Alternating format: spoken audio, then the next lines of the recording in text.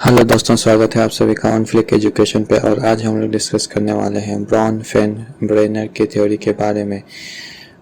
What is youth के second part में हमने डिस्कस किया था मैक्रो सिस्टम और मेसो सिस्टम क्या होता है ब्रॉन फेन ब्रेनर की थ्योरी में। सो आई वुड हाईली रिकमेंड कि आप इस वीडियो को देखने से पहले पार्ट 2 को ज़रूर देखें ताकि आपको और बेहतर और आसानी से समझ में आए। तो चलिए शुरू करते हैं।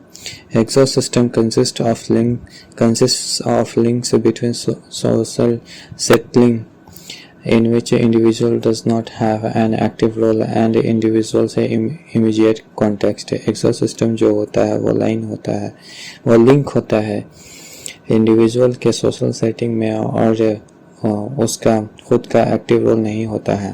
For example a youths experience at home may be influenced by his her mother's experiences at work है।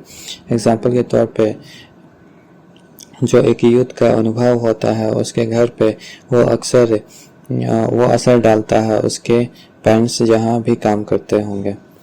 The macro system involves the layer culture in which individuals live। जो मैक्रो सिस्टम होता है वो इन्वॉल्व होता है जो भी culture में रहता है एक youth.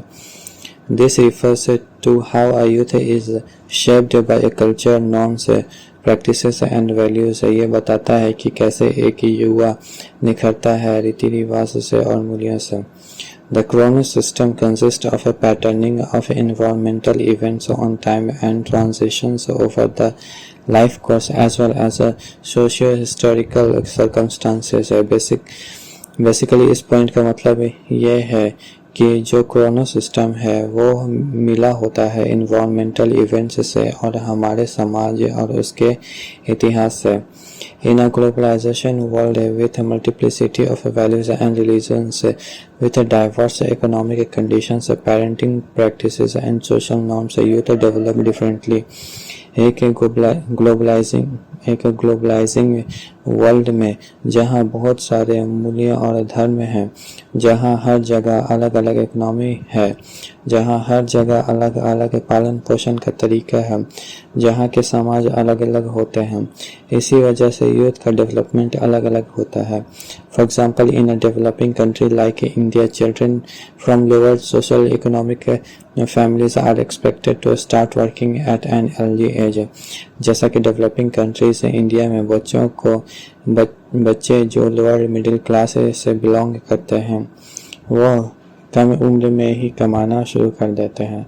Youth growing up in a country under military regime or facing crimes will be very different from a youth growing up in a country where government ensures a safe transition from childhood to adult। जो youth बड़ा हो रहे हैं उस देश में जहाँ सेना का राज है या फिर उस कंट्री में जहाँ बहुत सारे क्राइम है, वहाँ की यूथ अलग तरीके से बड़े होंगे उस देश के मुकाबले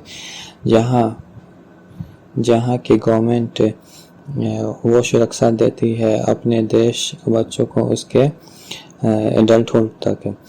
youth who lives on the street for whom survival is a solitary concern. जो यूथ है जो स्ट्रीट पे रहते हैं उनका जिनका मेन मकसद होता है जीना, उनका will be very different from youth living in a family for हुम growth and education is the only concern.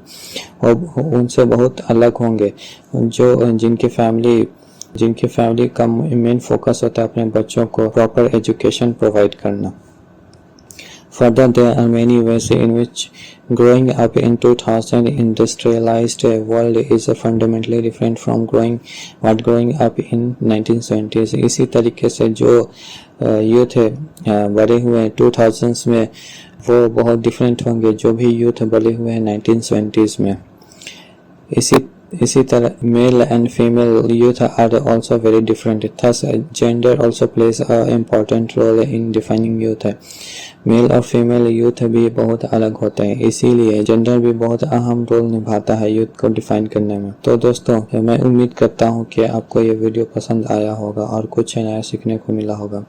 और इसके आने वाले वीडियो में हम बात करेंगे youth in the terms of economic perspective, और ये वीडियो बहुत जल्द ही अपलोड होने वाला है। दरअसल दोस्तों मैं आज youth in the terms of economic perspective पे ही वीडियो बनाने वाला था, बट ब्रेनर की पूरी थ्योरी को मैंने डिस्कस नहीं किया था, इसीलिए मैंने उस थ्योरी को कंप्लीट करने के लिए ये वीडियो बनाया है। लेकिन आने वाले वीडियो में हम लोग जरूर से youth in the terms of economic perspective पर डिस्कस करेंगे। So make sure to hit the notification button and please do not forget to like, share and subscribe.